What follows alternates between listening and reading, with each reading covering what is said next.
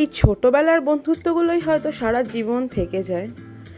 বড় হয়ে অনেক বন্ধু আসে যায়, কিন্তু এই ছোটোবেলার বন্ধুর কথা আমার মনে হয় না কেউ ভুলতে পারে।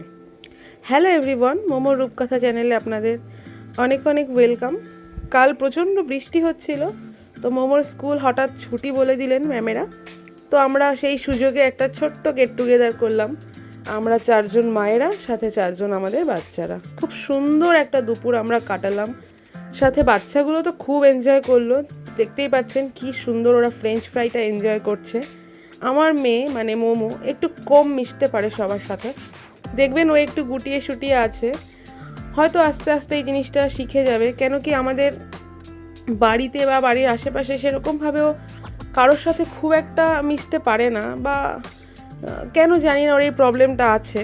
চেষ্টা করছি যাতে আস্তে আস্তে এই জিনিসগুলো ঠিক করার। তো কালকে আমি দেখলাম বন্ধুদের সাথে বেশ ভালো সময় কাটিয়েছে, খুব আনন্দ করেছে।